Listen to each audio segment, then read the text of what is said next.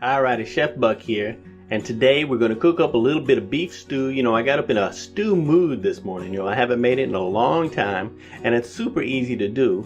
You know, we're just going to get one large bell pepper, a green pepper, and we're going to dice that up into little chunky chunks, you know, about the size of chiclets.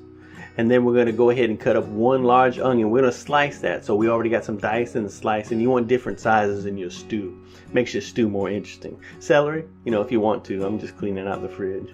But carrot, I always put in there. Some nice big chunks of carrot. Ta-da! See? And then some garlic. You know, go ahead and get your aggression out. You know, pound you some garlic. You know, get the skin off there. And then we're going to slice it up. Do 2 or 3 or 4 cloves of garlic, and that's going to add some nice flavor. And then potatoes. Look at this magic. See how easy that is? That's easy peasy lemon squeezy, man. And now we're going to use 1.5 pounds of lean stew beef. Season it up with a little salt and black pepper. You know, get that seasoning mixed up there. And then we're going to add a little bit of all-purpose flour. I'm throwing a 1/4 cup in here, but you know, we're going to use whatever sticks to the meat. That's all. So give it a good toss. Get your stew meat coated up with flour, and then that's all that's going to go in the stew, is whatever sticks to the meat.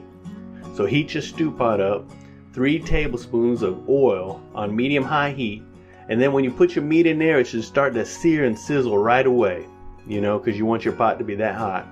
Go ahead and make sure spread it out on the bottom, then we'll leave it alone and let it sear, and then, you know, after a few minutes, we'll go ahead and turn it over and sear the other sides of this meat, you know, kind of get it cooked up around the edges, and then we'll go ahead and pour it out of the pot and let your meat kind of be a spectator there for a few minutes. And while your pot's still hot, we're going to go ahead and throw our onions in here, follow it with a tablespoon of butter, you know, stir that around, get that butter starting to melt, you know, and while your meat sits off to the side here, you know, just relaxing, we're going to go ahead and take about 10 minutes to cook up our onions and our garlic and our bell peppers. We're just going to let them sweat, start to cook down a little bit, get a little bit of color on them, soften up, get it ready for the spices. And I don't go too crazy with the spices. I like my stew to be just kind of thick, gravy, mild, hearty kind of stew. But I am going to put a little bit of coriander in here, a little bit of cumin. You know, if you wanted to, you could put some chili powder. You could go as heavy on the spices as you want. But you know, I like the meaty graviness of this dish to come through. So we're going to throw the meat back into the mix, stir it up with all that oniony, spicy goodness, and then we're going to add 1 can of diced tomatoes, stir that around, and then we're going to let these ingredients bubble away for about 5 minutes before we introduce our broth. And I'm going to put 1 can of broth in here, 14-ounce can. We're going to add a little more liquid later on.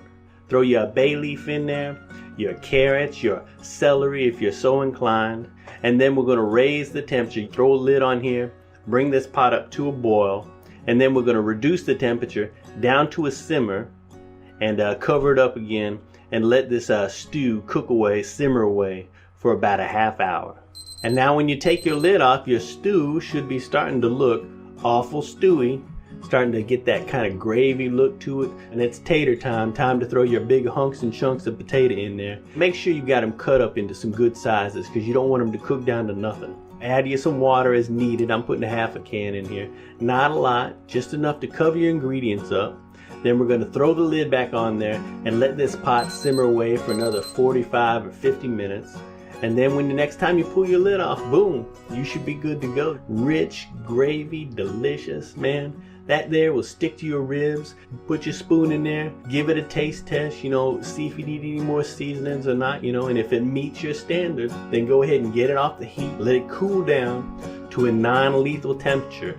You know, you don't want to cook a big old pot of stew and then fry your taste buds on that first bite, you know, so let it cool down, exercise some patience. It's going to be rich, thick, gravy stew. Man, this is awesome. You know, just watch out for the random stew thieves, and then you can dig in, you know. You know, if you're in a cowboy mood, or you had a dream about stew and you woke up wanting to make stew, well then boom, give this recipe a try, you know. Let me know what you think, and bon appetit. And that's that.